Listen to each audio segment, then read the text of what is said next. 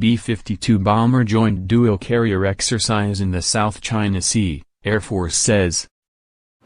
A B-52 Stratofortress bomber flew halfway across the world to join two aircraft carriers in an exercise Saturday in the South China Sea, Pacific Air Forces said in a statement Sunday. While the B-52 was flying with strike fighters and electronic warfare jets from aircraft carriers USS Nimitz and USS Ronald Reagan over the Pacific, Air Force pilots flew B-1, B-2 and other B-52 bombers above Independence Day celebrations in Boston, New York City, Philadelphia, and Baltimore. Back home we would celebrate the 4th by launching fireworks, Yeoman Second-Class Cruise Knox, assigned to the Nimitz, said in a Navy statement on Saturday. Back home we would celebrate the 4th by launching fireworks. The bomber, from the 96th Bomb Squadron, 2nd Bomb Wing, left Barksdale Air Force Base, Louisiana, for the 28-hour mission to demonstrate U.S. capability to rapidly deploy to a forward operating base and execute long-range strike missions, PACAF quoted Squadron Commander Lieutenant Colonel Christopher Duff as saying. This sortie demonstrates our ability to reach out from home station, fly anywhere in the world and execute those missions, rapidly regenerate from a forward operating base and continue operations, Duff said. Chinese Foreign Ministry spokesperson Zhao Lijian said the exercises were performed totally out of ulterior motives and undermined stability in the area, according to the Associated Press. Against such a backdrop, the U.S. deliberately dispatched massive forces to conduct large-scale military exercises in the relevant waters of the South China Sea to flex its military muscle, Zhao said at a daily briefing, the AP reported Monday. Air Force bombers have appeared over the western Pacific several times this year. 4 times B-1B Lancers have overflown the South China Sea or teamed with Japanese air self-defense or U.S. fighters for exercises since April.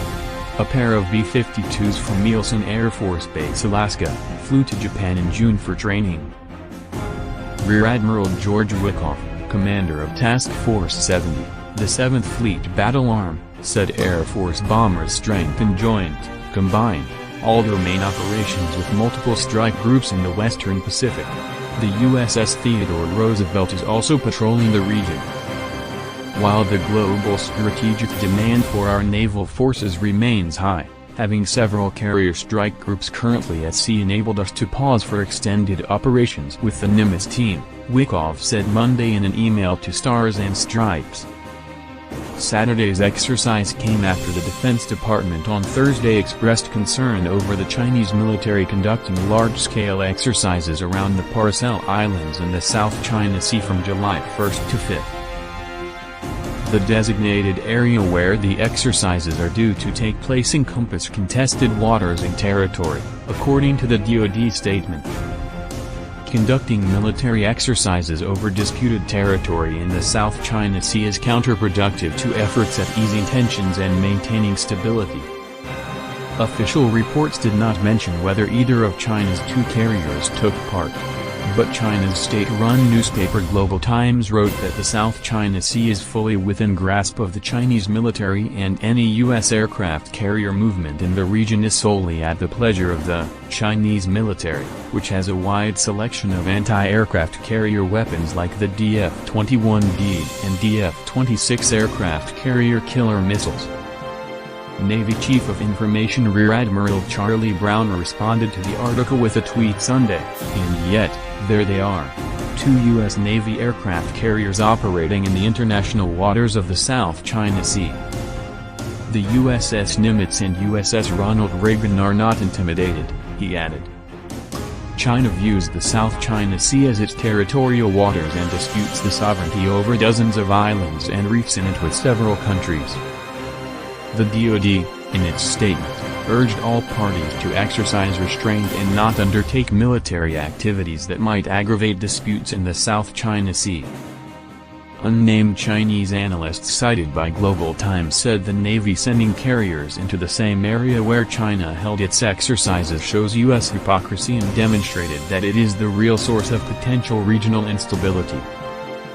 Wickoff called the two-carrier exercise an unambiguous symbol of our enduring commitment to regional stability and mutual defense agreements. Saturday's exercise with the Nimitz and Reagan was the first time in 8 years that the U.S. has sent two carriers to work together in the South China Sea. This weekend's exercise was also the third of its kind in the region in less than a month. The Nimitz and USS Theodore Roosevelt and the Nimitz and Reagan conducted dual-carrier operations in late June in the Philippine Sea.